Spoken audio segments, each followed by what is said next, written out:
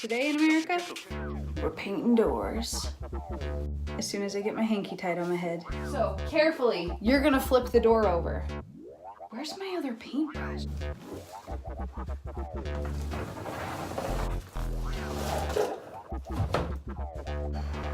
Okay, so again, dust it off, wipe it down, paint it. So let's start with wiping it down.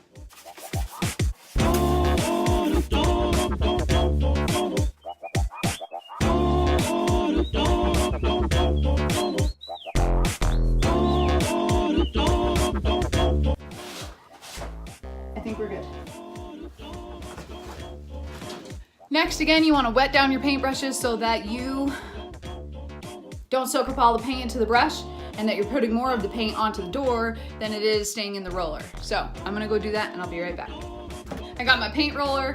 I got my roller to do the crevices. I feel like, what is his name? It's not Bob Saget. Whatever, that's what I feel like. Open the container.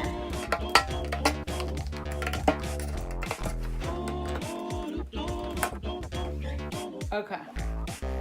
Also, if you're a DIYer and you want to get serious about DIYing your own projects like a boss, then you need one of these. Hey, it's Carly here, and I'm here to show you the multi-tool scraper. You can scrape with it. You can open stuff with it. You can take out nails with it. You can give it to your mom for Mother's Day. All the day long, whether rain or shine, she's a part of the assembly line. She's making history, working for victory. Rosie, the riveter, keeps the show. Once your paintbrush is loaded, dab a little bit off onto the lid so you don't have too much overflowing, especially when you're doing small spaces like this. And again, just blot it on like it's foundation, as if you're putting makeup on the door, because you kind of are. And then you just want to kind of get in those grooves and make sure that it's all even. Don't worry about being too sloppy because you're gonna go over it with the rolly brush. And if you have extra, kind of like scoop it up and put it on the other side.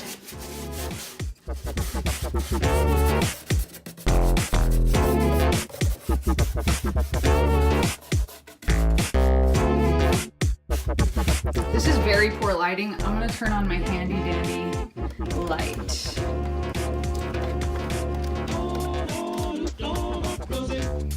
Much better. Important to be able to see what you're doing, as in any situation. But especially when you're painting, because if you don't see a glob eventually, like see this, you want to get that out. It's like a dried piece of paint. And if you're not DIYing, I mean, it's probably amateur and not the best thing to use the top of the paint lid because there's always speckles of paint and then you end up with that. But you know what?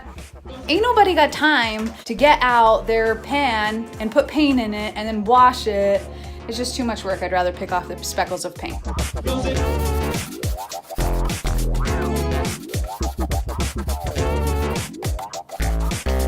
order that you want to do this in is you want to do the crevices first. Crevice, crevice, crevice, crevice. And then you're going to want to do these middle spots where the grain kind of stops. And then at the end, since this is one long grain, one long finish of space, we'll do this side and the other side last so that everything is even. And then after everything is done, we'll touch the edge of the door with the roller and then everything will be a smooth finish. So you want to kind of work fast at this because if your paint dries, then it like gets all gooey. So work fast. I used this brush yesterday to do the first half of the door, so I'm just going to use it again. And I am not using a paint tin. I'm just dipping this into the bucket. Like so. Ah, shoot. I think there was a cat hair on there. Okay. Carefully bring the paintbrush over to the door and dab it on like foundation in the area that you're working. Okay, so my camera died. I charged it for like 2 seconds and so it might die again, but I'm just gonna paint this door really fast so that you can see what I'm doing.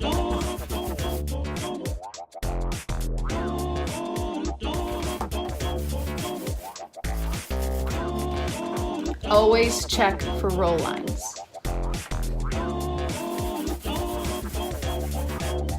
Again, I'm doing the middle spots first. I'm gonna show you how I get into the middle of the crevices to make sure that there's an even coat and that there's not any gloopy of paint left behind. Is gloopy a word?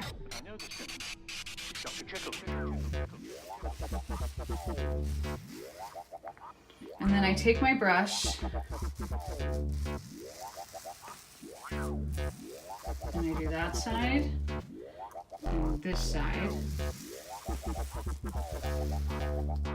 And then I turn my brush and do this side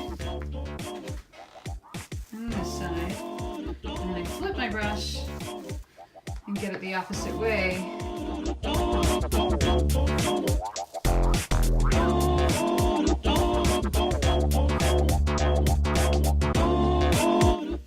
Too much paint on your brush and you like are not careful, then you're gonna get it in that area. So this is recoverable, but first I'm gonna get the rest of my paint off of the brush. If you work fast enough, then it's not gonna dry that way. So just smooth it out, especially in those areas where you got a lot of paint or in the spot where you dropped your paintbrush and you didn't mean to.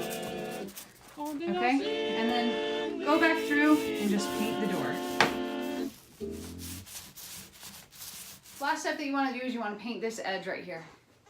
You can't even see it. I'm in the way and I'm left-handed, so this never works. Okay, I'm going to sit down. Paint the edge with just the remnants of paint that you had from doing this part. So after you do this part and you do that part, then you don't have any more paint left on your brush and you can just hit it with this on the edges.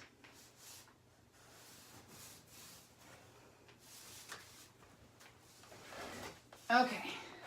Now, this is a very important step. If you don't do this, you will regret it, and I can show you why. Take your hand, clean hand for the most part. You're gonna run your hand along the edge of the door on the underneath side to get any paint remnants that you don't want there.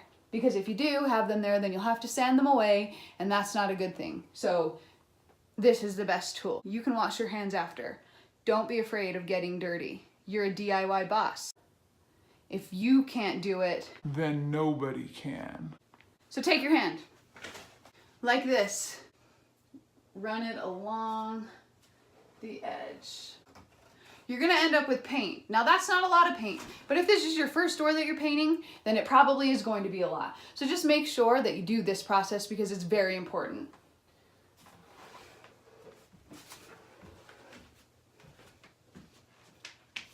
Paint the other side.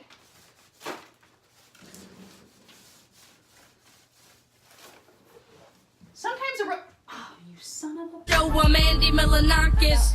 On my butt. Don't call me a paint butt. Sometimes a roller brush has a mind of its own, so... Do you see that?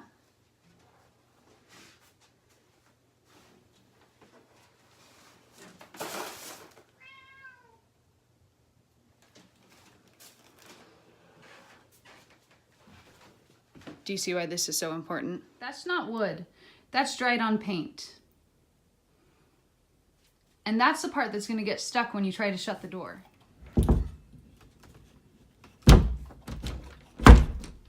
See, another area. I'm not an expert, but I want you to learn from my mistakes so that you can DIY like a better boss than I was the first time that I tried to do this. This is my third door, and I'm still learning. And I'm okay with that. Another thing that I like to check before I walk away and put my paintbrushes away, or until I finish painting it with the second coat, I like to get down on like level view to see if I missed any spots. So I come down like this and I try to see if there's any spots that are kind of dull and need paint. So if you can see, there's this spot right here, that needs some paint. So I'm just gonna go over that before I put my brush away. Okay, another helpful tip that you may find useful is you're gonna wanna use this. If you don't wash out a brush immediately, sometimes it tends to get hard and then you can't use it again. And we should be reducing, reusing, and recycling on our lovely planet. So I like to use aluminum foil. Now I have seen this done and I have done it with saran wrap, but sometimes saran wrap gets all messy and gross. And if I just want it to be convenient because I DIY like a boss And ain't nobody got time to be fiddling with some paint-covered piece of saran wrap. Wrap it up, like so.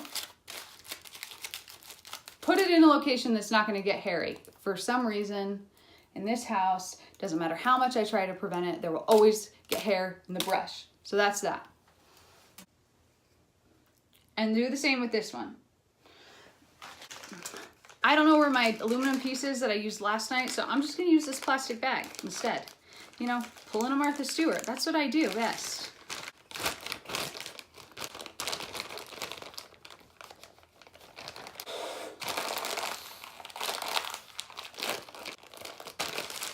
Paintbrush is ready for the second coat. Put the lid back on your paint.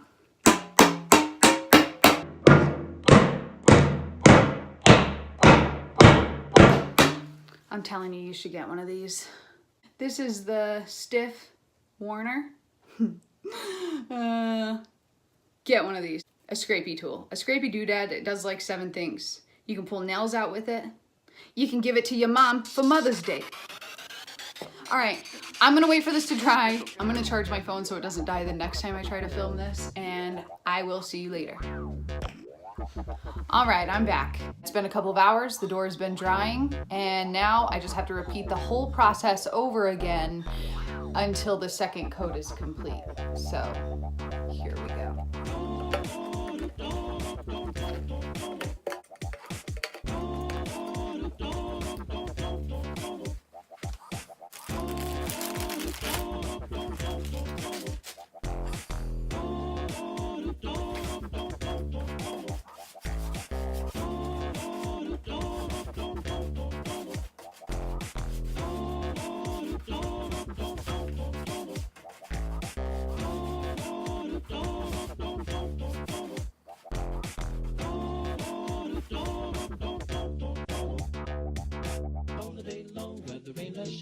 She's a part of the assembly line. She's making history, working for victory. Rosie, the riveter, keeps a sharp lookout for sabotage. Sitting up there on the fuselage. That little kid can do more than a man can do. Rosie, the riveter. Rosie's got a boyfriend, Charlie. Charlie, he's a Marine. Rosie is protecting Charlie. Working overtime on the riveting machine. When they gave her a production lead, it's a swan. was as proud as a girl could be. There's something true about red, white, and blue about Rosie.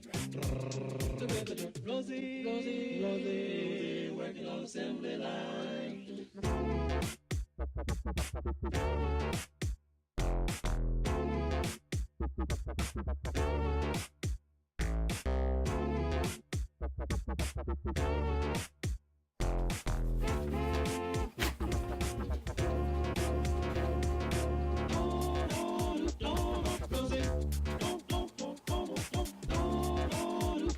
Okay, so I'm done painting the door. Now I just have to let it dry. I would say wait at least 16 hours before you hang up the door again, because you don't want to scratch all the paint that you just put on it. And if you could have somebody help you, great.